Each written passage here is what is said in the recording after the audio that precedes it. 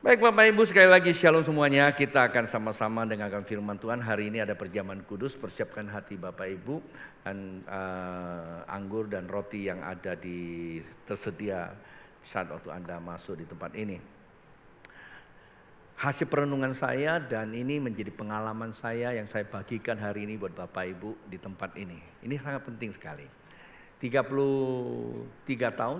tahun saya mengikuti Tuhan. Jadi 2 tahun pertama saya pendidikan, begitu saya bertobat saya pendidikan teologi. Kemudian tahun ketiga saya masuk pelayanan, langsung terjun ke Kalimantan Barat. Jadi apa yang membuat saya dan keluarga ada di tempat ini, apa yang membuat kami masih tetap eksis bisa melayani, itu yang kedua.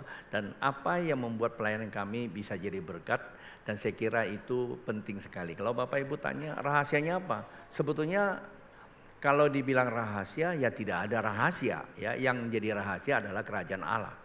Ya, Alkitab katakan kerajaan Allah itu sifatnya rahasia. Manakala Bapak Ibu dan saya tinggal dalam kerajaan Allah, maka semua itu tidak jadi rahasia. Dan itu menjadi apa? Menjadi sesuatu yang luar biasa.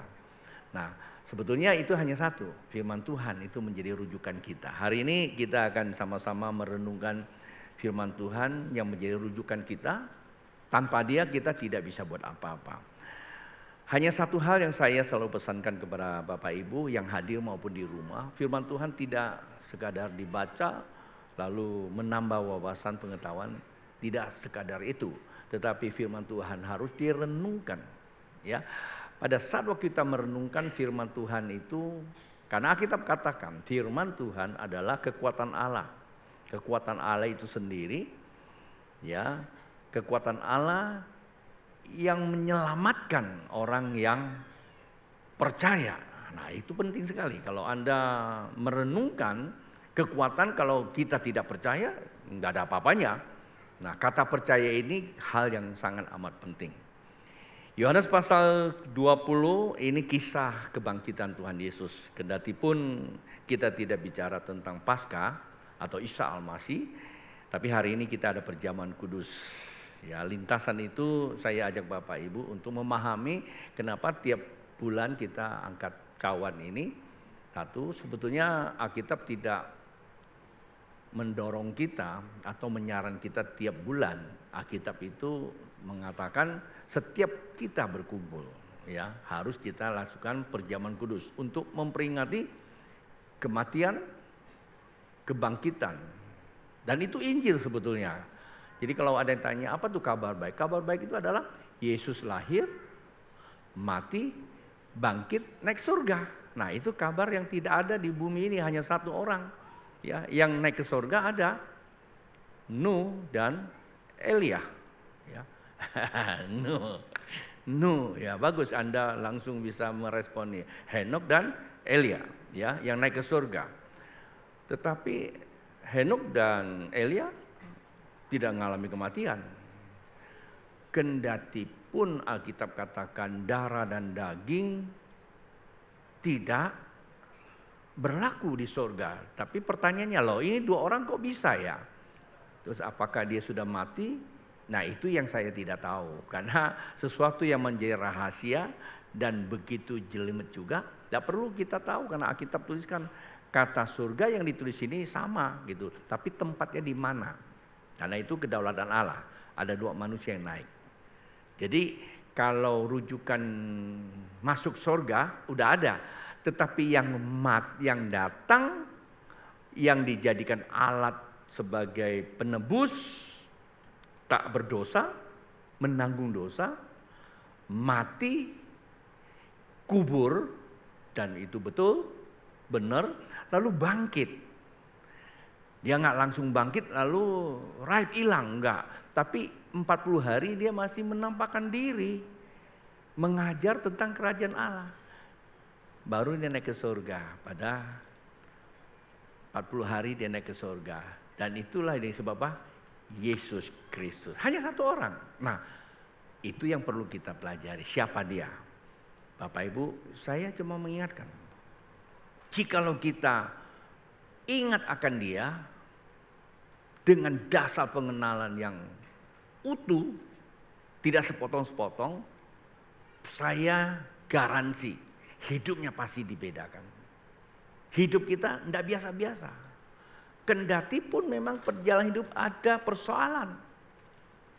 Itu tak bisa dipungkiri.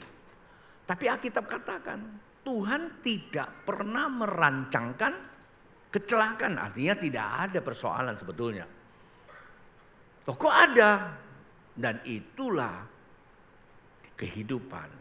Kehidupan itu persoalan datang untuk membawa kita semakin dekat. Manakala kita semakin dekat, justru kita semakin mengalami perjanjian Allah. Yang dikata apa? Masa depan penuh pengharapan. Coba lihat kiri kanan dan sampaikan kepada mereka, hidupmu, masa depanmu penuh pengharapan.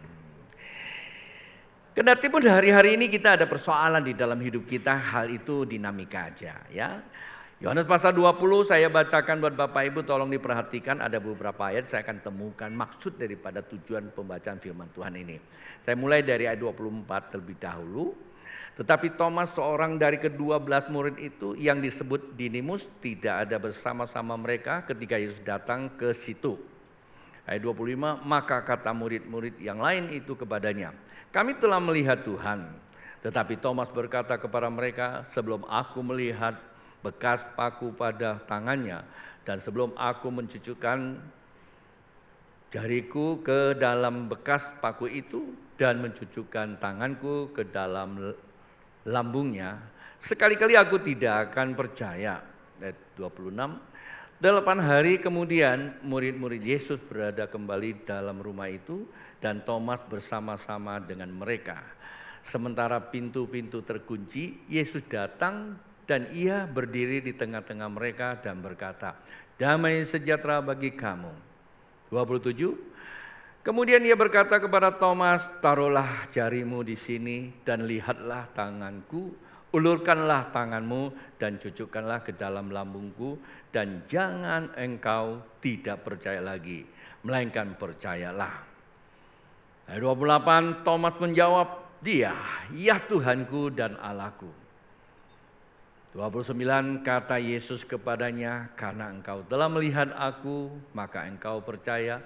Berbahagialah mereka yang tidak melihat, namun percaya. Sama-sama katakan, amin. Bapak Ibu, dalam narasi yang kita baca beberapa hari ini, sebetulnya ini menceritakan tentang sifat dasar manusia.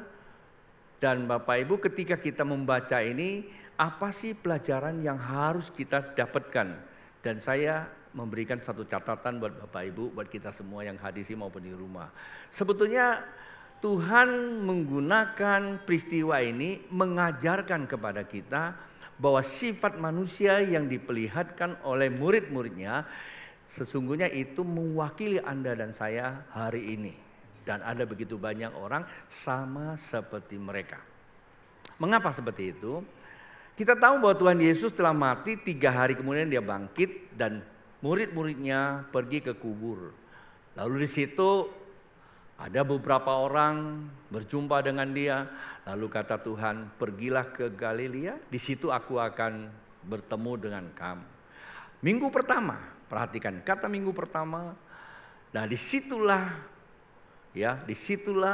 Tuhan menampakkan diri kepada murid-muridnya. Secara fisik, tubuh kemuliaan. Memang dia mati, dia saksi kunci ini. Ya, dia memang mati. Kalau tidak mati sungguh-sungguh, mengapa Thomas berkata, aku nggak percaya kalau aku nggak cucukkan jariku ke tangannya. Berarti memang dia tahu tangannya ada lubang. Dari mana dia tahu? Karena ngelihat dia dipaku. Itu aja buktinya. Jadi kalau Bapak Ibu mau berdebat dia nggak mati, ya udah selesailah. Kita nggak usah debat, definisi kita beda toh. Nah, dia ada di masa itu gitu loh ya. Tapi pada waktu dia bangkit dan dia juga tidak bangkit lalu datang lalu minta, kalian percaya ya saya bangkit dalam kondisi hadir dalam roh, percaya saja. Tidak seperti itu. Kenapa? Sifat dasar manusia kalau belum lihat, belum pegang, belum nikmati, belum bisa mengatakan, oh ya dia enggak. Sifat dasar manusia itu kalau belum lihat, belum merasakan, tidak akan pernah mengakui bahwa itu benar. Itu sifat dasar manusia. Sama murid-muridnya itu dengan kita.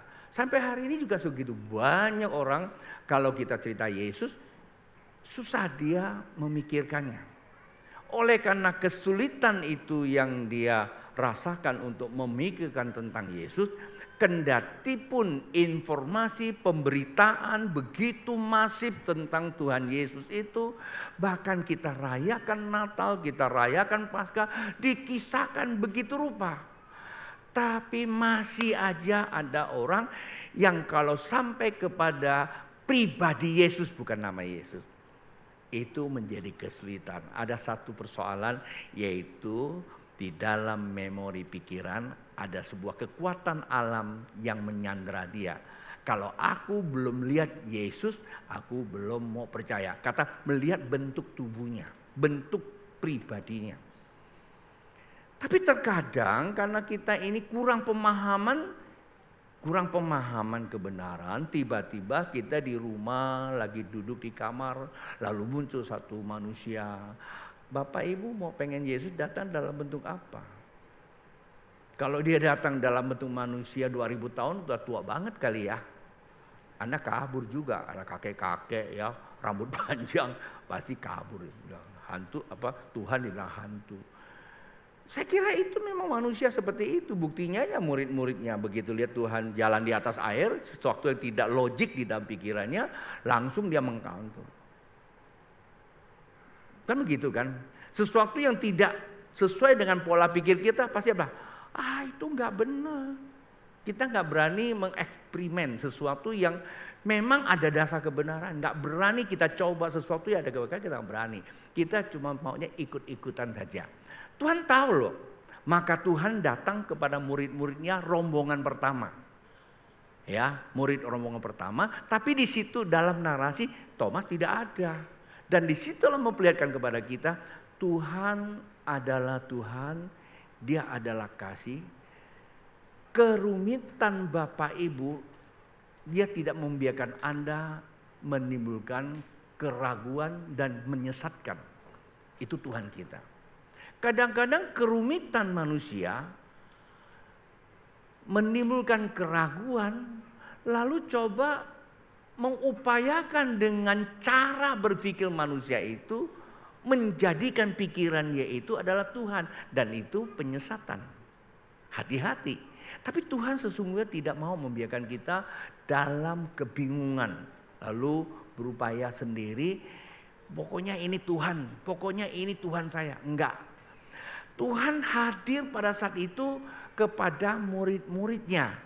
Lalu mereka mengalami hadirat Tuhan. Menikmati suasana damai sejahtera. Bapak Ibu, kalau Tuhan hadir dalam hidup kita, pertama apa yang Anda dan saya rasakan, damai sejahtera. Bukankah gereja kita sering kali kita buat acara, dari yang tua sampai ke anak-anak gitu. Saya paling suka lihat anak-anak. Tahun 2022 Tuhan bicara sama kita bahwa gerejamu akan kubangkitkan satu generasi yang disebut anak-anak yang hatinya kugerai. Dari situ kita lihat munculnya anak-anak kecil. Dan mereka begitu nikmati hadirat Allah. Bapak Ibu kalau dengar kesaksian mereka tanya kenapa? Oh, ada kedamaian di hati. Itu menandakan Tuhan itu realita hadir. Tadi salah satu cucu saya umurnya 7 tahun. Dia main drum. Dari mana? Ada begitu banyak orang sulit untuk latih anaknya. Tapi ketika Tuhan yang jamah, mereka mau. Bayangin, begitu disuruh perform, pagi-pagi dia udah hadir. Dia gak mau ketinggalan. Mau ikut opah. Kenapa? Ya saya takut terlambat. Anak kecil ngerti kata ibadah itu takut terlambat. Coba lihat kiri kanan bilang, itu anak kecil. Itu anak kecil. Ya, punya satu apa yang mendorong mereka seperti itu. Karena dia merasakan damainya Tuhan, itu realita hadirat. Itu yang pertama. Tetapi mereka mulai cerita kepada Thomas yang tidak sempat hadir, Bapak Ibu di situ. Hei Thomas, kami berjumpa dengan guru. Nah, Thomas ini juga punya sifat manusia. Sifat manusia yang pertama, Tuhan hadir, nggak ada cerita dalam penolakan karena memang lihat Tuhan toh. Artinya Tuhan tahu lu butuh gua kan, lu butuh fakta kan, ya gua kasih deh faktanya. Cerita ini clear. Tetapi ketika mereka menangkap esensi kehadiran Tuhan yang adalah damai, ya nggak diam loh. Orang yang mengalami esensi hadir Tuhan nggak bisa diam, Pak Bu. Salah satu sifat kebiasaan manusia juga, coba kalau ada makanan enak, apa diam-diam? Pasti cerita lah, ya. Kadang-kadang beliin malahan, ya kalau beli itu masih ya walau alam lah ya. Tapi kalau cerita udah pasti itu. Kadang-kadang cerita, wah itu makanan enak. Ya cerita B, tahu nggak B? Itu makanan enak. Ya saya kadang-kadang suka, enggak enak be, ya kamu belum rasain kok. Ya besok dia beliin juga. Begitu gua makan, ya enak. Daripada nanti dia ngebeliin lagi gitu ya. Oh enggak begitu ya. Tapi memang sifat manusia seperti itu kan. Ya kalau belum nyoba. Nah ini loh kejadiannya. Mereka ngalami damai sejak cerita. Tom, tahu nggak Tom? Yesus hadir. Thomas ini kan nggak pernah ketemu. Enggak. Nah ini yang kedua nih ya. Dia juga tidak mau percaya kalau belum lihat secara fakta. Maka dia bilang, nanti akan kucocokkan tanganku ke jariku ke tangannya. Di hari ke-8. Artinya apa? Minggu berikutnya lagi. Hari ke-8 itu hari Minggu loh ya. Ya. Jadi dia datang lagi tuh. Masih ke-8 hari pada hari Minggu lagi. Hari pertama maksud saya ya. Sorry, hari pertama itu hari ke-8, setelah hari pertama, 8 hari kemudian kan pada hari pertama lagi, itu hari Minggu. Datang lagi Tuhan. Jadi saya coba merenungkan, apakah Tuhan hari-hari lain tidak hadir? Hanya hadir hari Minggu? Sebetulnya tidak. Tuhan hadir dalam setiap waktu, maka dia katakan dia maha hadir. Tapi karena hari Minggu, ada satu komitmen kita itu bersekutu, beribadah. Allah menyatakan diri. Ini zaman dulu. Lalu zaman sekarang kalau kita kumpul di sini, Tuhan hadir enggak? Nah, ini sifat dasar manusia. Kadang-kadang dianggap bahwa kita hari Minggu cuman ibadah kumpul dengan khotbah. It's okay. Tapi lebih daripada itu, saya akan bukakan pemahaman yang benar sesuai firman Tuhan. Dia datang lagi. Lalu Thomas sebelum berkata, Tuhan sudah tahu duluan. Tuhan bilang, Tom, sini Tom. Nih, tangan gua, cucukkan jarimu. Terus siapa yang kasih tahu sama dia? Waktu itu belum ada WA loh. Ya belum ada internet, belum. Di mana Tuhan itu? Kan di surga. Kan mesti teriak dulu. Tuhan datanglah. Karismatik paling kenceng tuh. Jangan jadi gereja karismatik kali ya. Bukan coy. Tuhan maha hadir, cuman kamu tidak tahu kehadirannya. Itulah disebut sifatnya rahasia kerajaan Allah. Tetapi di saat bersekutu, Tuhan tahu bahwa kamu butuh dia. Dia peliharakan. Silakan. Lalu mulailah Thomas mencocokkan tangan jarinya ke tangannya. Dan tidak sampai ke situ aja, Tuhan katakan, nih lambung gua sekalian juga. Dicocokkan lagi, wih tembus ya. Kaget ya. Ya. Baru dia tahu, inilah dia. Nah disitulah, ya Allahku, ya Tuhanku, ya Allahku. Disitulah dia sujud dan sembah. Dan Thomas melihat fakta, realita. Ada satu pribadi yang dalam tubuh dengan tangannya berlobang, dengan lambungnya berlobang, Di situ membuat dia percaya oleh karena sifat manusia, sifat dasar manusia terjawab. Wow, disitulah baru penyembahan. Ya Tuhanku, ya Allahku. Pak Bu, dalam narasi ini memperlihatkan kepada kita apa problematika kekristenan. Karena sifat dasar manusia selalu ingin lihat dulu. Kalau sembuh, aku baru percaya. Kalau aku udah kaya, diberkati, aku baru percaya. Kalau ada tangannya gemetar, kalau ada muntah-muntah, baru aku mau percaya. Kalau ada orang yang tertawa, ada yang rebah, baru aku percaya. Akhirnya gereja, tanda kutip, berusaha melakukan atraksi seperti itu. Tahun 91 sampai 94, 4 tahun kurang lebih, Toronto, blessing. Itu setiap hari melihat orang muntah macam-macam. Jutaan orang datang. Salah nggak? Nggak salah. Karena kedegilan manusia ingin melihat fakta seperti Thomas. Tuhan hadir. Tapi pertanyaannya, apakah itu yang akan menghantarkan kita kepada rancangan ilahi? Belum tentu. Pada saat itu terjadi, orang bukan dibangun kepada Tuhan, tapi dibangun kepada manifestasi. Ujung-ujungnya manifestasi itu tidak terjadi lagi, karena Alkitab katakan di Naim ada orang yang dibangkitkan. Ya, seorang anak muda dibangkitkan. Lalu di situ dikatakan inilah saatnya Allah melawat umat Israel. Tapi Alkitab katakan Yesus lalu berlalu. Artinya tidak bisa kita selalu hidup di dalam sebuah lawatan seperti apa yang kita lihat.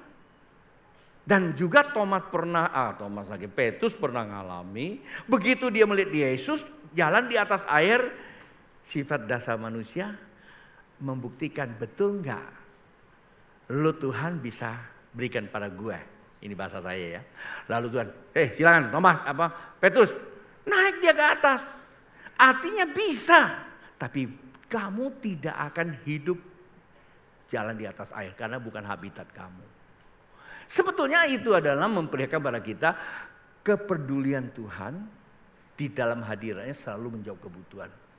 Nah, Thomas pada saat waktu dia menyembah, lalu Tuhan katakan kepada Thomas, kamu menyembah aku, kenapa? Karena kamu percaya, sebab karena kamu melihat. Dan Tuhan tahu sifat manusia itu begitu. Tapi dia bilang apa? Berbahagialah mereka yang percaya namun tidak melihat. Berarti sebetulnya mengalami hadirat Allah itu tidak diperlukan melihat suatu manifest. Mau muntah, mau tumbang, mau nari-nari, itu persoalan lain Pak Bu. Kita tidak menolak. Tetapi yang terpenting di situ dikatakan ngalami Tuhan adalah ngalami damai sejahtera. Hanya modalnya cuma satu, percaya. Bapak Ibu bisa mengerti nggak sampai di sini? Bilang sama sampingnya, modalnya cuma satu, percaya. Lalu pertanyaannya, Pastor, kami mau percaya seperti Thomas juga. Tapi yang jadi masalah, kami udah percaya tapi kok damai sejahteranya ndak ada. Akhirnya kami cari damai sendiri.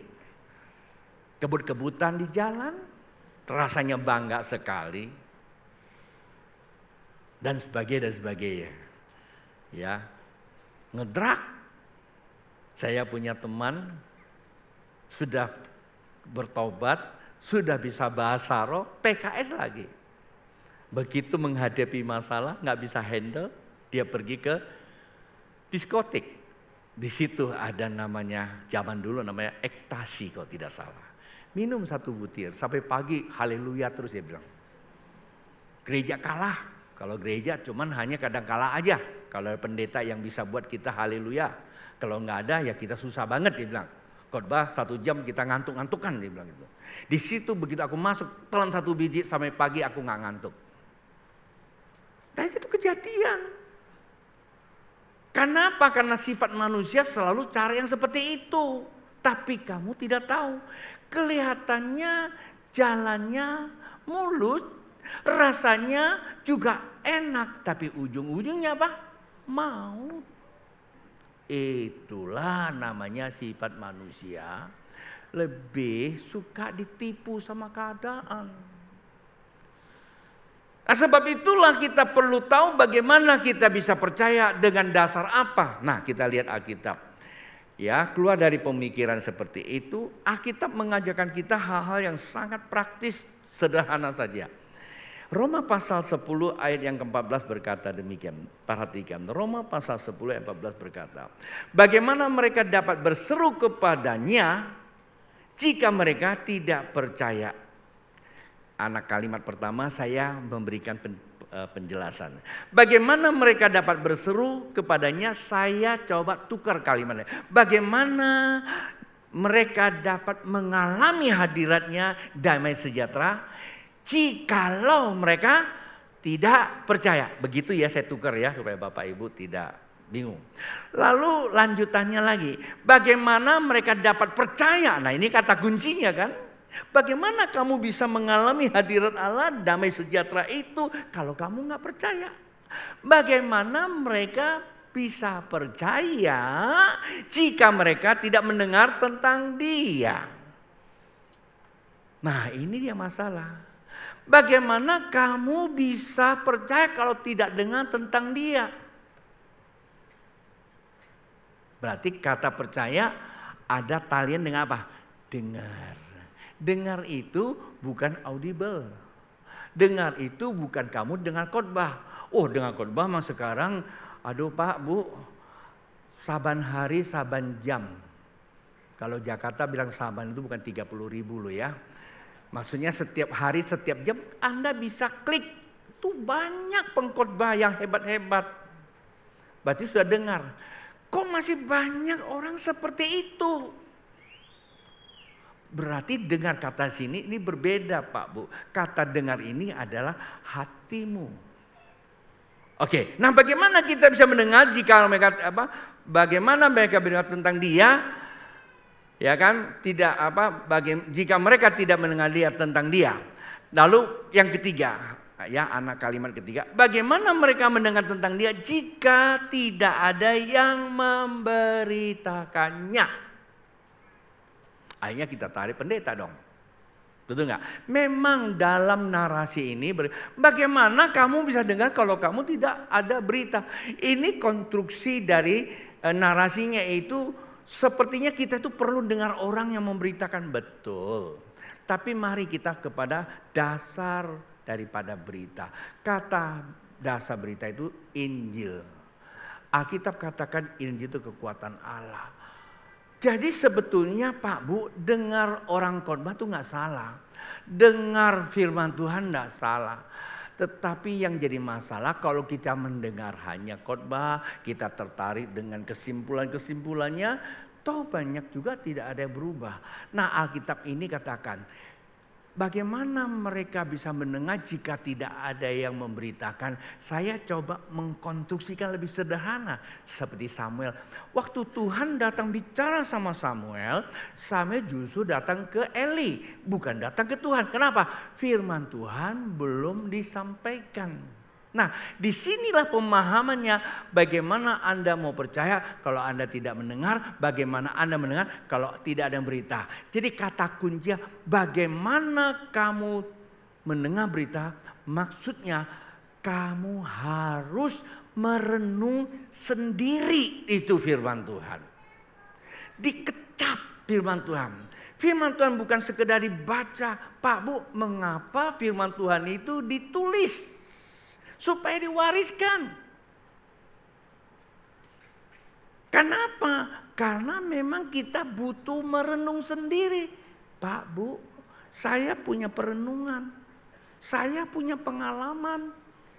Tapi pengalaman saya tidak seharusnya jadikan pengajaran buat Bapak Ibu ditiru. Karena beda konteksnya Pak Bu. Setiap orang mesti merenung sendiri biar firman itu yang rohnya menyentuh hati Bapak Ibu. Karena firman Tuhan itu bisa bersaksi dalam hati kita. Pada saat itu dia sampaikan satu kalimat saja, Bapak Ibu nangkep damai sejahtera itu timbul. Bapak Ibu menarik hadirat Roh Kudus, kita bisa mengeksekusi apa yang dia mau. Tahun 2022 dalam persekutuan Tuhan langsung bicara di hati saya. Saya sampaikan kepada teman-teman, kamu lihat nanti akan datang. Itu akan gerakan satu generasi, maka saat itulah saya istilahkan yang disebut apa? New Life Generation Movement. Ada satu generasi baru. Sebetulnya siapa sih generasi itu?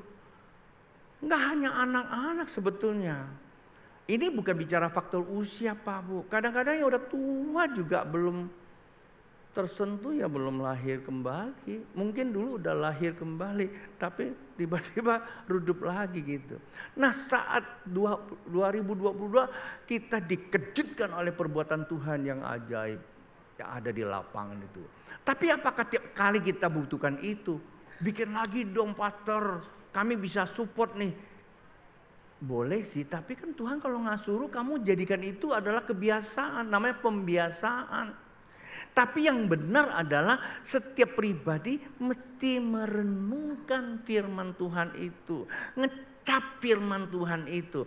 Karena firman Tuhan adalah faktor ilahi yang menjadi energi yang bisa kita rasakan. Roh Tuhan ya, dengan roh kita memang itu bersekutu. Pada saat waktu kita merenungkan firman Tuhan yang energi itu menyentuh hati kita, damai sejahtera itu kita rasakan. Kata damai sejahtera itu fisik loh.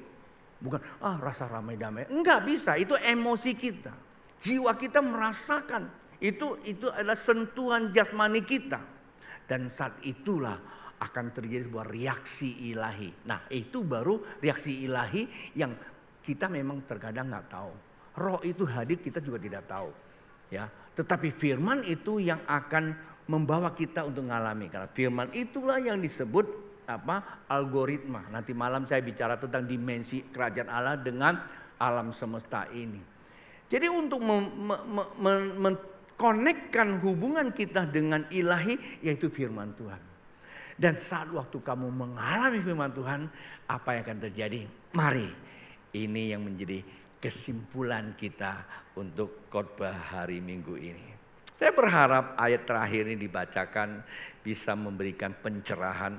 Lalu waktu kita berdoa semua punya pengalaman dengan Tuhan. Ya, kekristenan itu bukan pengetahuan, sekedar pengetahuan, tapi pengalaman itu penting. Yohanes pasal 20 kita mulai baca ayat yang ke-21. Ini sebetulnya pengulangan. 21 berkata, maka kata Yesus sekali lagi, damai sejahtera bagi kamu. Sama seperti Bapa mengutus aku, demikian juga sekarang aku mengutus kamu. 22. Dan sesudah berkata demikian, ia menghembusi mereka dan berkata, terimalah Roh Kudus. Jikalau kamu mengampuni dosa orang, dosanya diampuni. Dan jikalau kamu menyatakan dosa orang, tetap ada, dosanya tetap ada. Ini 3 ayat sebetulnya sebelum tadi ayat 28. Ini perjumpaan pertama. Saya coba ambil ini untuk saya mengclosingkan, ya, mengkonklusikan khotbah saya. Apa sih maksudnya? Pada saat waktu kita merenungkan firman Tuhan, kita mulai percaya firman Tuhan. Yang pertama apa yang terjadi? Damai sejahtera. Hati kita damai. Jikalau hati kita damai Pak Bu, alam sekitar kita ada namanya hadir Roh Kudus. Tidak perlu ditengking-tengking masuknya. Saya pendeta yang kadang-kadang juga suka begitu. Terima Roh Kudus. Nggak salah sih. Ya saya pribadi sering kali ngalami Roh Kudus di kamar, nggak ada yang tengking saya. Kalau saya tiru-tiru pendeta, saya akan susah banget lagi, kesempatan itu nggak ada. Tapi memang kadang-kadang kita terima penuh, terima penuh. Saya nggak larang. Tapi kadang-kadang itu membuat kita menjadi keliru. Begitu kita sudah mulai agak lunglai gitu, mau cari lagi ya yang bisa tengking-tengking. Tolong Pastor Gideon, kepala gua dikocok-kocok, terima.